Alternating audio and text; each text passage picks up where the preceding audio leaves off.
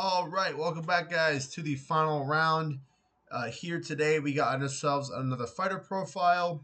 Today's guy we're going to be going over, James Kirkland. Many boxing fans of the 2000s, 2010s might remember him for being one of the biggest hype jobs that HBO boxing really carried along for a long time. I'm just gonna say now he had a lot of personal trauma and stuff outside the ring that happened to him. That's a part of his whole story. I won't go into that right now. I don't know the full details. I've heard a lot of accounts over the years about stuff that happened to him, arrest and whatever. I won't go into that. It's purely about the boxing. But he was a pretty skilled power puncher, sort of a kind of awkward style a little bit of time, but was overall pretty skilled. But he was really carried along by HBO boxing and is viewed as a decently sized hype job. I know the fighter profiles, not hype jobs, obviously. Dylan Zaragoza and Cara Parisian weren't hype jobs, but um, we're going back to it here with James Kirkland. Um, so this will be kind of quick because he had an overall not quick career, but pretty simple. He started his career in 2001. He had, he started his career in San Antonio. I believe he trained in San Antonio. He's from Texas. You know, uh, I think it was very clear, a very proud Texan. Himself. I will shout out one thing outside the cage. When the Houston floods happened, what 3 or 4 5 years ago, he was one of the guys that was down there and was helping out a lot with with guys like T.J. Watt, J.J. Watt, those guys, and a bunch of athletes who went down there to help with the floods. But he started his career in 2001. He started with a third round TKO, and he moved on pretty quickly. He didn't really get any big fights, as most guys at his level. I don't. I'm trying to look. I don't think he had a bunch of amateur. Yeah, I think he did have some amateur career. It wasn't well known though. It's not on BoxRec, so I'm assuming it was very unknown. Probably just like local amateur stuff at gyms. But he started low, building his way, and then around 2003, he was 1, 2, 3, 4, 5, 6, 7. He was 7-0. He fought a pretty good Dallas fighter named Rodney Tappan. Tappan was 5-0. He beat him by decision. Um, you know, that was his first win of really any sort of. It wasn't a stature, but it was at least an undefeated guy. Tappan then went and lost 4 straight to retire at 5-5. Um, he then in 2003 he had two more knockout wins. He then in 2003 at the end of the year fought longtime welterweight journeyman Russell Jordan, but time was 6-1. He defeated him by first round knockout. Um, he then fought a guy that everyone fell over for back then, Manny Castillo from LA. He was, if you guys don't know who he was famous in one of the. He's a. I forgot who he fought. But it was a fight where he jumped. He actually jumped out of the cage, or out of the ring. All right, guys, we're back. Sorry about that. We had some problems with the computer, but we're good. So back to the career of James Kirkland, who we are currently reviewing on this episode of say our, but my fighter profile. Oh, I'll say ours of our fighter profiles. So after defeating Manny Castillo, he then had he kept on getting some wins, fighting guys around mostly around southwest area, southwest area. Um, he didn't really get any wins of any real stature, for a good amount of time. He kept sort of building his name, and I believe in 2004, 3 or 4, I believe HBO, they didn't put him on undercards, but they I think it was found out later on that they at this time that's when they had their eye on him in 2003 2004 timeline. Here we go. Sorry, someone's having with this damn thing. Oh, are we good? We're good. Sorry about that. I don't know how it happened. So yeah, I believe at the time, trying to think, 2006. He wasn't known to be anything great, but I believe if I'm correct, yeah, so if I'm correct, in 2006, he fought. Who was the guy he fought? He was 15-0, pretty good record, 15-0, a bunch of knockouts. He fought Sherwin Davis, who wasn't a great fighter, but was pretty good at the time. Was 18-3. He had fought a very good fighter, a very skilled middleweight back in the early mid 2000s, Edison Miranda. Just want to shout out Edison Miranda. He had a very solid career. He's probably going to be a guy who I will probably do a video on. He was good for a number of years. Uh, at the end of his career, he sort of fell apart, but he was good for a lot of years. Um, what the hell? Peter Manfredo's in there. What the hell? That guy was not very good. But yeah, so he defeated Sherman Davis. He finished him in 2 rounds. He moved to 16-0. He then, I'm going to cut more other wins. And then really in 2007, I don't know if he was on a, I don't know if he was on a HBO card at the time, but he fought a good solid super welterweight journeyman by the name of Ozzy Duran. Ozzy Duran, pretty good fighter for a number of years. He actually had his last fight was a draw against Caleb Truax, who was overall pretty, who himself was a pretty solid fighter himself. So he was pretty good. Um, he didn't really defeat anybody great, but he actually I'm not sure. I think Ozzy Duran might have been a world champion at one point. I don't know. I'm going back and looking. I don't think he was ever fought for a world title. Well, I thought he fought. Okay, yeah, I got it. He fought Bradley Price and Coleman, for the Commonwealth title. Yeah, because I believe he's from Ghana. He fought for the Commonwealth title. Yeah. Okay. Okay. Yeah, that makes sense. He didn't fight for any actual world title. Got it. But he was a pretty solid mid level ranked solid boxer, and so he defeated Ozzy Duran, and then he had a pretty good knockout against Muhammad Abdallah Said Salim, who himself was a pretty good fighter for a number of years. Solid guy, not of massive note, but decently good. When it beat Ozzy Duran, by the way, he won by decision. That was a decision that was overall pretty close. He won by unanimous decision, but it was overall close fight. He then got a couple more wins. In 2008, I believe he got. I gotta be honest. I think it might have been 2008 or 9 that he got on an HBO card. I believe it was against his fight against Mirasole Albert, who at the time was pretty good. Um, he was a pretty solid fighter for a number of years. Fought the same guys. He fought Ozzy Duran, fought other guys as well. Um, and I think Albert was 21 and one at the time. Kirkland went in there and knocked him out in the first round, which was a pretty big win for him.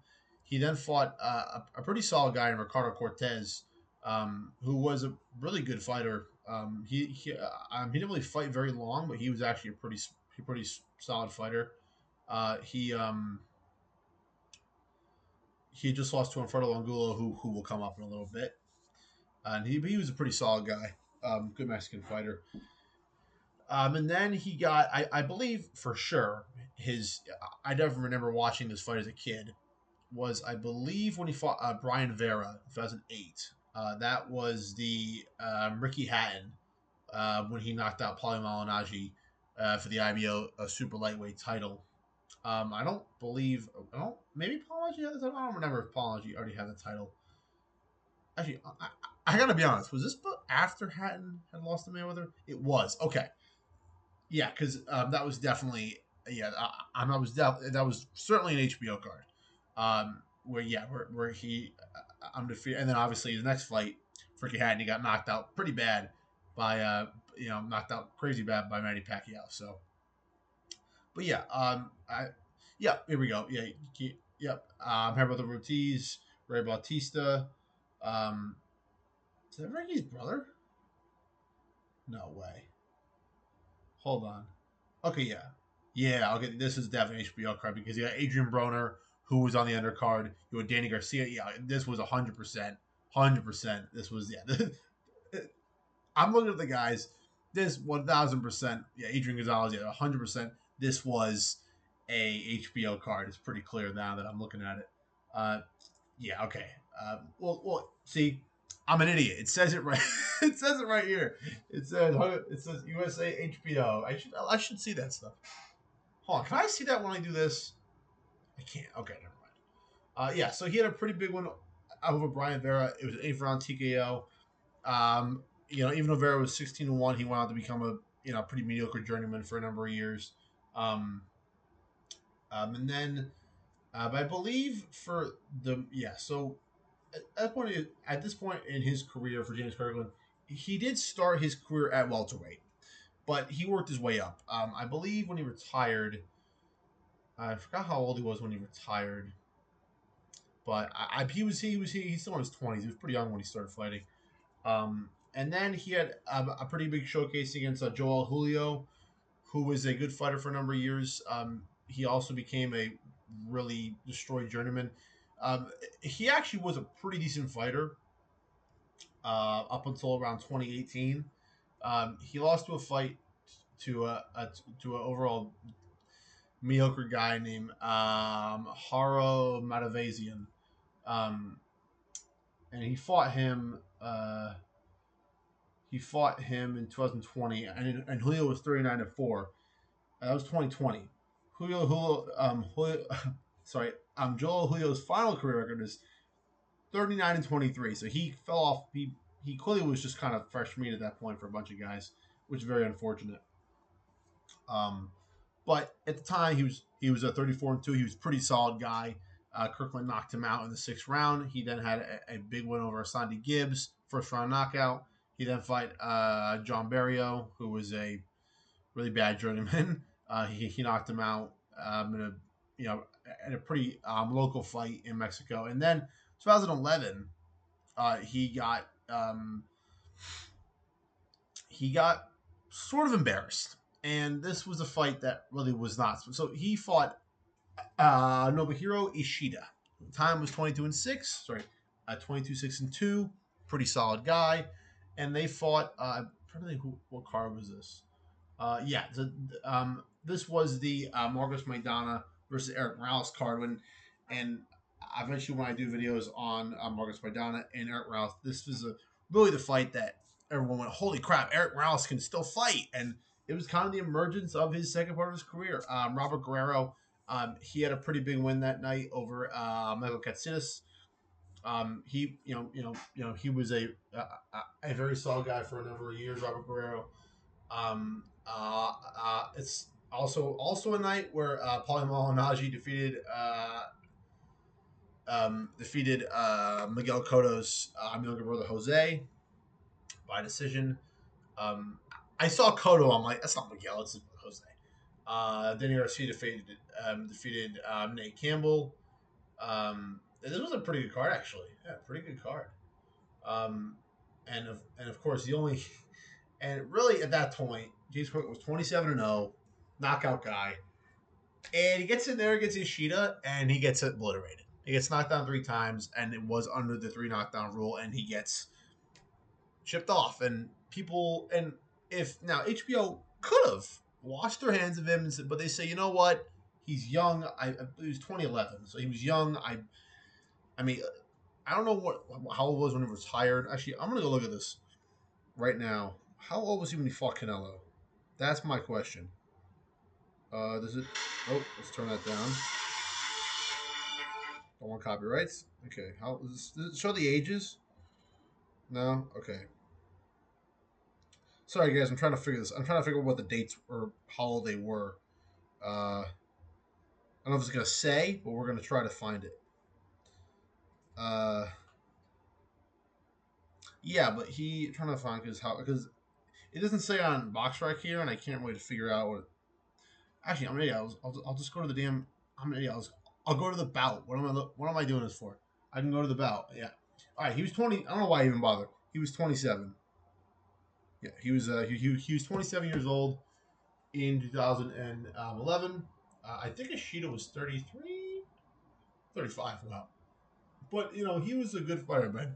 Nobuhiro Ishida, this guy wasn't a joke. Now, he didn't finish his career well after that point. He had just lost to Rigoberto Alvarez, but he had been a good fighter for a number of years. He actually never fought for a world title until after he beat James Kirkland. He lost to Dmitry Pirog by decision. He got obliterated by Triple G in 2013. He got actually before that he got beat soundly by Paul Williams, but I think it was the last fight of Paul Williams' career. It was. It was actually the last fight of Paul Williams' career. I'm gonna make a video about Paul Williams. 41-2. That guy was good, man. Paul Williams is an underrated fighter for sure. Dmitry Pirog, I remember this guy. Yeah, he retired undefeated. Wow, he's so good. He beat Ishida 20-0. Wow. Yeah, good for you, Pirog. But yeah, he has a big. He didn't finish career good, but he was a solid guy in his time. And the fact that he destroyed Kirkland, let's think about it. Ishida at that time went on to fought Triple G, fought Paul Williams, fought Pirog, lost to all three. Kirkland gets obliterated by Ishida. Shouldn't that tell you something, HBO? Well, apparently it didn't tell him shit because he then I think he went back and he had a local fight in Frisco, Texas against Dennis Sharp, won that by knockout. He then fought Alexis Foros, who was a very mediocre, journeyman type guy. Defeated him by second round. Second round TKO. This was this was an HBO card. You had Peter Quillen on this card. Ronnie Rios on this card. Gary Alamos Jr. On this card. Brian Jennings on this card. You had, and then obviously the main event for the IBF Super Lightweight title, you had Amir Khan fighting Zab Judah, which was a pretty good fight at the time. And then after this fight, he has a pretty big win over a good fighter, Alfredo Angulo. Alfredo Angulo is a guy who I'm going to do a video on soon. He's such an enigma. I mean, he doesn't fight anymore, but he finished his career at 26-8. But dude, he could shock anybody. He really could shock anybody, dude. In my opinion, I definitely think he beat Sergio Mora in 2018. But he was a good fighter, man.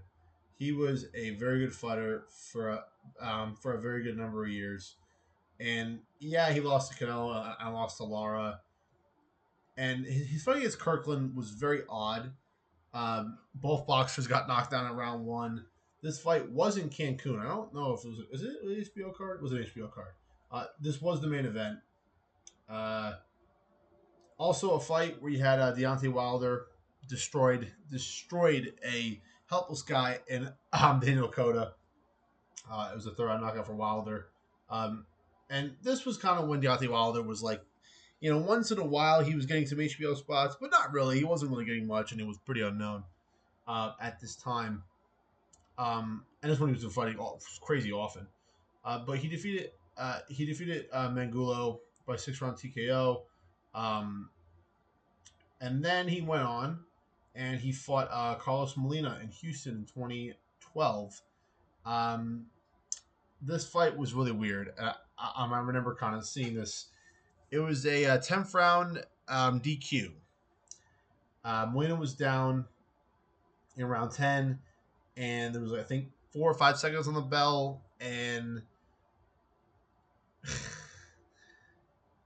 his entire corner ran into the I don't remember the entire corner, but it was like 2 or 3 guys ran into the ring before the round ends, and instead of getting out right away, a couple guys stayed, and then when it got DQ'd. Now, Molina was close on the cards. It was pretty close on the cards. I remember afterwards HBO not even talking about it for a number of times. This night was actually the last night of Eric Morales' career. He fought. This was a big night because it was supposed to be a coming out party for James Kirkland. Jermell Charlo was on this card, by the way. He had a third TKO over Chris Chapman. I didn't know. Oh, actually, both Charlos were on this card. Jamal and Jermell. Look at that. Interesting. But supposed to be a big coming out party for James Kirkland. It was supposed to be a night where Eric Morales was supposed to give Danny Garcia a tough test and maybe even beat him. And Danny Garcia beat the shit out of him for 12 rounds. And Carlos Molina was probably, it says in the cards he was close to maybe winning, but of course, whether it doesn't matter, Adam Kirkland walked. Let's be honest. If it went the distance, he probably, it shows in the cards he was losing, probably wouldn't have been. Let's be honest. He probably would have won that fight. But he wins the fight by TKO, or sorry, by disqualification. He then fights a pretty solid guy, a pretty solid fighter at the time. I'm Glenn Tapia. He was 20-0. He his own career, he didn't really have any stature himself. He hadn't fought anyone good outside of Abraham Hahn, who himself, turned out to be a mediocre guy at best. And Kirkland beat the crap out of him for 6 rounds. So, going into his 2015 fight now he hadn't fought in 2 years. Or a year and a half. He fought in 2013, didn't fight at all in 2014, and then he gets to fight. He gets to fight Canelo Alvarez in 2015. Now, I believe Canelo at the time, I believe was 2015. I forgot. This was, I think, right at, because Canelo fought Floyd before Floyd fought Manny. I'm pretty sure, if I'm correct about this. Yes, it was. He fought Floyd in 2013, lost by decision, the first loss of his career. Floyd then fought, and then one interesting thing about this fight is HBO was crushed because Mayweather and Pacquiao did, it sold tons, but the fight was garbage. It was a terrible fight. Pacquiao had really one moment in the fourth where he stunned Mayweather, and that was all the action the fight had, pretty much. Mayweather dominated one easily. The fight was pretty boring and terrible. And HBO's message to the fans was, we're sorry, but we have Canelo versus Kirkland coming up. You don't want to miss this. I would show you the introduction from HBO from Max Kellerman and Jim Lampley. I don't want to get copyrighted, so I won't play it. You should go look it up because they were like, at the start of the fight, they both literally go, this fight won't go to distance. This fight's going to knock you out. Both of these guys are going to, whoever wins this fight, the other guy's going to be out cold. And they were right.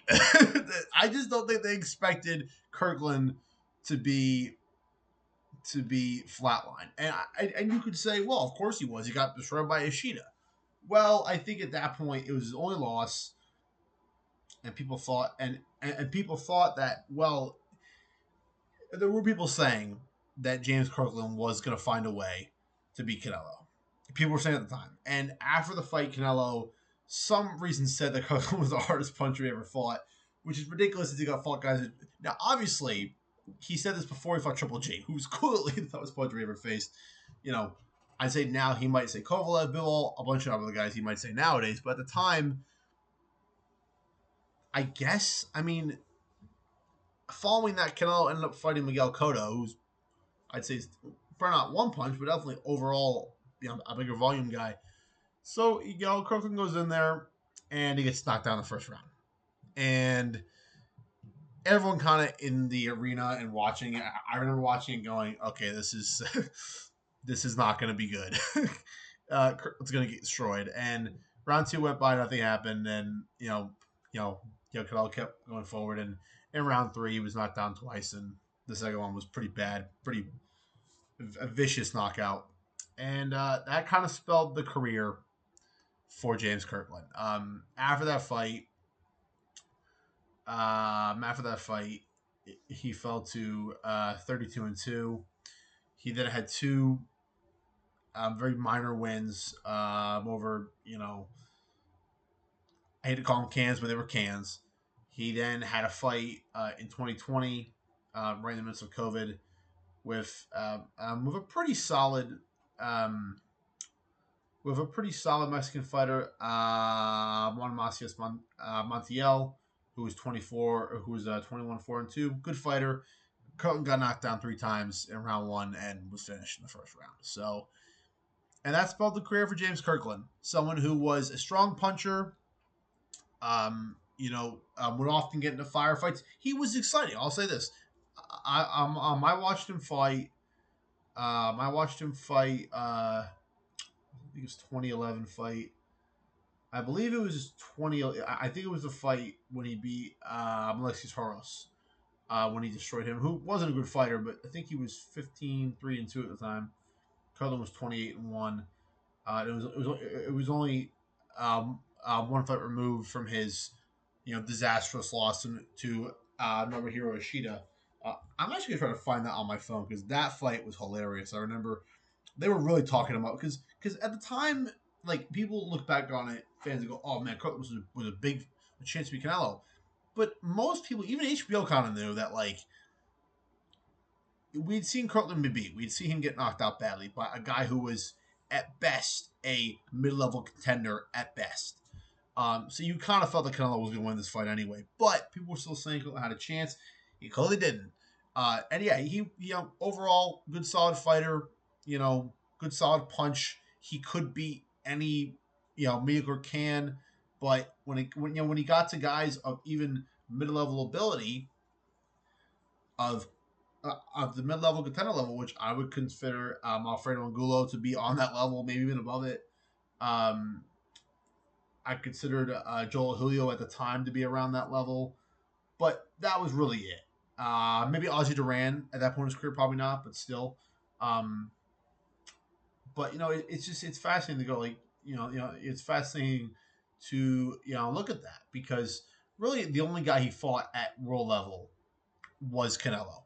I mean, his next best.